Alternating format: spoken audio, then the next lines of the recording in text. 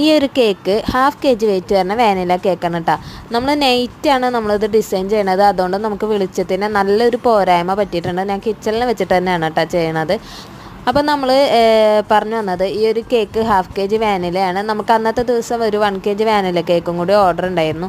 അപ്പോൾ നമ്മൾ വീട്ടിലേക്ക് ചെയ്തെടുത്തിട്ടുള്ള ഒരു കേക്കാണ് കേട്ടോ ഇത്. നമ്മളുടെ കയ്യിൽ ബാലൻസ് ഉണ്ടായിരുന്ന ക്രീം ഇനിയിപ്പോൾ വെറുതെ വേസ്റ്റാക്കി കളയണ്ടല്ലോ എന്ന് വെച്ചിട്ട് ആ ക്രീം തന്നെയാണ് ഈ ഒരു കേക്കുമ്പോൾ നമ്മൾ ആഡ് ചെയ്ത് കൊടുത്തിട്ടുള്ളത്.